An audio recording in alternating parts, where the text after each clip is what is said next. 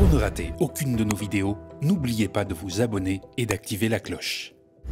Bonjour à toutes et à tous, bienvenue sur Le Média. Nous sommes le jeudi 12 septembre 2024. Attention, cela a changé, vous nous regardez désormais sur le canal 165 de la Freebox ou comme d'habitude sur YouTube ou sur notre site internet. Et sans plus attendre, place à votre flash info du jour concocté par la rédaction du Média.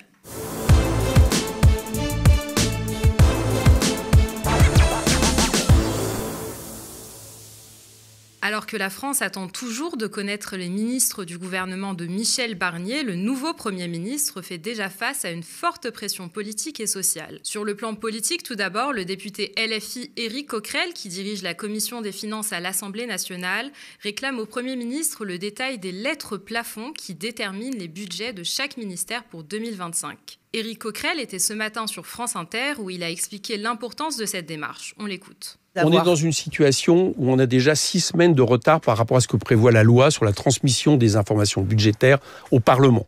Alors tout ça procède d'un déni démocratique au départ, qui est que Emmanuel Macron n'a pas permis à la force arrivée en tête, le NFP, de gouverner, et donc on accumule un retard. Mais peut-être maintenant, il faudrait peut-être arrêter.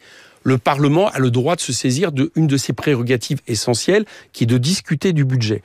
Nous n'avons pas eu tiré à part. Le tiré à part, en gros, c'est le détail, justement, ce qui dessine les lettres de plafond. Donc, nous exigeons au moins que ces lettres de plafond qui ont été transmises au ministère, qu'à certains moments, vous-même, médias, avez, nous, les représentants de la nation, puissent en disposer pour commencer à débattre. Eh bien, nous irons les chercher avec Charles de Courson, lundi à Matignon, voilà, puisque c'est apparemment de là que ça part, pour les obtenir et ainsi informer la représentation nationale et les Français, ce qui me semble être le minimum. Par ailleurs, Éric Coquerel a également demandé ce jeudi une loi de finances rectificative pour 2024 avant le projet de budget pour 2025. Pour rappel, le budget de l'année 2024 avait été adopté il y a un an grâce à l'usage de plusieurs 49.3 par la première ministre de l'époque, Elisabeth Borne. Pas de réponse pour l'instant de la part de Michel Barnier. Le Premier ministre était de passage en Savoie ce jeudi avant une visite à Annecy pour la rentrée parlementaire des députés et sénateurs des Républicains. Les députés LR ont de leur côté validé le principe d'une participation au gouvernement de Michel Barnier et devraient y occuper des fonctions clés. L'un des postes très scrutés sera celui du ministre de l'Agriculture. Le président du premier syndicat agricole de France, la FNSEA, a laissé entendre qu'il pourrait lancer une nouvelle mobilisation démultipliée, quelques mois seulement après une série de manifestations et de blocages routiers partout en France. On écoute Arnaud Rousseau. Eh bien écoutez, ils sont avec le constat que depuis un an, et vous savez, les panneaux retournés dans nos villages, on marche sur la tête. Le changement de logiciel qu'on avait demandé n'est pas au rendez-vous.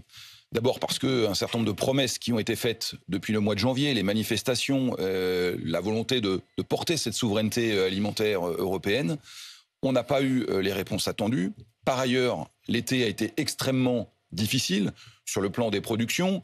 Plus faible récolte de blé depuis 40 ans. Les vendanges qui ont lieu en ce moment sont mauvaises, près de 20% en diminution.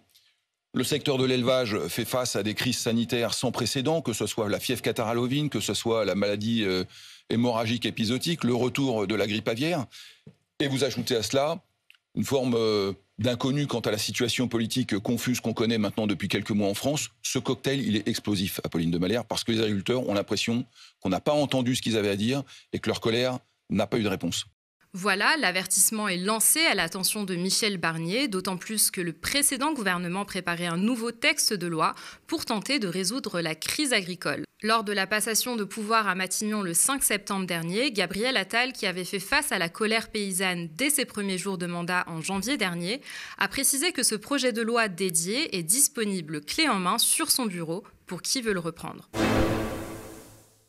Le gouvernement n'est pas encore nommé, qu'il nous prépare peut-être le scandale social de cette fin d'année qui approche. Alors que tout le monde s'accorde à dire qu'il y a une pénurie d'enseignants dans l'éducation nationale, souvenez-vous ces entretiens faits à la va-vite pour essayer de recruter un maximum d'enseignants possible lors de la rentrée des classes d'il y a 2 ans, le gouvernement envisage tout de même de nouvelles suppressions de classes et de postes. Le prétexte, la baisse du nombre d'élèves. Il est vrai, d'ici 2028, le nombre d'élèves en classe devrait passer de 11,94 millions en 2023 à 11,45 millions en 2028. Cette baisse d'effectifs qui s'est déjà observée entre 2017 et 2023 devrait justement constituer une aubaine pour améliorer les conditions de travail des enseignants, pour permettre aux enseignants d'avoir des classes moins chargées et permettre aux élèves d'avoir des enseignants mieux disponibles pour eux. Si les syndicats pensent ainsi, ce n'est pas le cas de l'Inspection générale de l'éducation, du sport et de la recherche. Selon un rapport datant du mois d'avril mais publié en septembre, l'inspection suggère 3 scénarios, d'aucuns jugera d'une violence inouïe, tant pour les élèves que pour les enseignants. Le premier, identifier les classes à effectifs trop réduits et répartir les élèves ailleurs. Résultat, 600 classes de primaire jusqu'à 1500 classes de collège et 1800 classes de lycée pourraient fermer. Le deuxième, revenir sur le dédoublement des classes de CP et CE1 voulu par Jean-Michel Blanquer. Entre 100 et 2300 classes pourraient ainsi fermer. Le troisième, et peut-être le plus cinglant, revoir le maillage territorial des établissements scolaires, avec 2 conditions. Le temps de trajet pour se rendre dans le nouvel établissement ne doit pas excéder 20 minutes en voiture et cette redistribution ne doit pas entraîner de nouvelles ouvertures de classes. Si ce scénario venait à être appliqué après le vote du budget 2025, c'est jusqu'à 2000 établissements qui pourraient fermer. Ces fermetures entraîneraient plus de 4900 suppressions de postes équivalents temps plein. Pour les syndicats, vous vous en doutez, ce scénario constitue un casus belli. Michel Barnier et son futur gouvernement sont prévenus.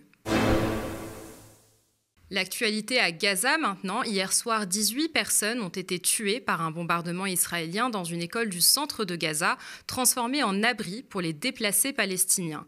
L'UNRWA, l'Agence des Nations Unies pour les réfugiés palestiniens, a déclaré que le bilan de cette attaque était le plus lourd enregistré en une seule attaque en termes de nombre de morts parmi son personnel. 2 bombardements ont visé l'école et ses environs à Nuseirat, située au centre de la bande de Gaza. Parmi les personnes tuées se trouvait le directeur du camp de l'agence onusienne, ainsi que 5 autres membres du personnel chargé de l'assistance aux personnes déplacées. L'UNRWA a réagi hier dans un communiqué sur X, déplorant la mort de 6 de leurs agents et appelant au cessez-le-feu immédiat. Le secrétaire général des Nations Unies, Antonio Guterres, a également réagi hier soir. Ce qui se passe à Gaza est totalement inacceptable. Une école transformée en abri pour environ 12 000 personnes a été à nouveau touchée aujourd'hui par des frappes aériennes israéliennes. 6 de nos collègues UNRWA figurent parmi les personnes tuées. Ces violations dramatiques du droit international humanitaire doivent cesser immédiatement. Plus tôt, l'armée israélienne avait déclaré que son aviation avait, je cite, mené une frappe précise sur des terroristes qui opéraient à l'intérieur d'un centre de commandement et de contrôle du Hamas, situé dans l'enceinte de l'école, sans donner plus de précisions sur le résultat ou l'identité des personnes visées. Nadav Shoshani, le porte-parole de l'armée israélienne, a réagi ce matin sur X. Après avoir reçu des informations selon lesquelles des travailleurs palestiniens locaux UNRWA auraient été tués à la suite de la grève, l'armée israélienne a demandé à l'agence de fournir des détails et les noms des travailleurs afin d'examiner en profondeur cette affirmation. À ce jour, l'UNRWA n'a fourni aucune réponse malgré des demandes répétées. Il s'agit là d'un nouvel exemple des abus systématiques de l'organisation terroriste Hamas contre les infrastructures civiles et des violations du droit international.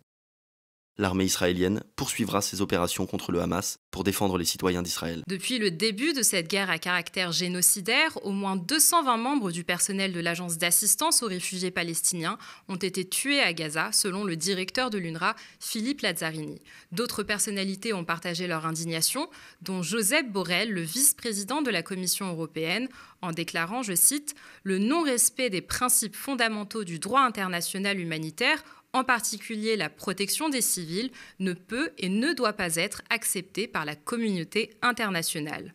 Dominique de Villepin, l'ancien Premier ministre et ministre des Affaires étrangères sous Jacques Chirac, a quant à lui déploré l'absence de prise de position de la France sur la scène internationale et regretté, je cite, « le logiciel présidentiel dépassé sur les relations internationales ». C'était sur France Inter ce matin, écoutez. Aujourd'hui, nous n'avons plus de voix sur la scène internationale. On a l'Ukraine qui est en train de s'accélérer et de se dégrader. On a Gaza qui est sans doute le plus grand scandale historique je n'ose pas même trouver de référence et dont plus personne ne parle dans ce pays. C'est le silence, la chape de plomb. Les médias n'en parlent plus. Je suis obligé de googler pour trouver une brève qui me donne des nouvelles du nombre de morts qui se passent à Gaza. C'est un véritable scandale sur le plan de la démocratie. Et tout cela au nom de quoi ? Au nom de la guerre. Ah, c'est la guerre, c'est comme ça. Je veux bien, mais c'est pas une guerre tout à fait comme les autres à Gaza, puisque ce sont des populations civiles qui meurent. Donc on est en absurdie. Et la France s'efface. C'est la France qui est en train de payer l'addition. Et ça, moi, je ne peux pas l'accepter. Si M. Macron m'appelle et me dit « j'ai besoin de quelques conseils », ce qu'il n'a jamais fait, je serais ravi de les lui donner. Mais malheureusement, aujourd'hui, le contexte, le logiciel présidentiel est un logiciel dépassé par rapport aux relations internationales aujourd'hui. Il ne comprend pas ce qui est en train de se passer et la Startup Nation restera un grand rêve, mais malheureusement sans application pratique dans la vie internationale. Près d'un an après le début de la guerre à Gaza, l'armée israélienne a tué plus de 41 000 Palestiniens dans la bande de Gaza, dont plus d'un tiers sont des enfants, selon un dernier bilan du ministère de la Santé palestinien.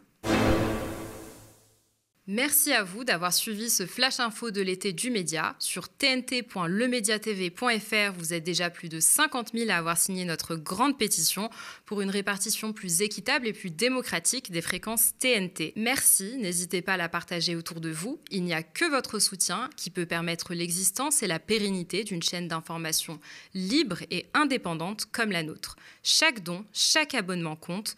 Bonne soirée sur le média.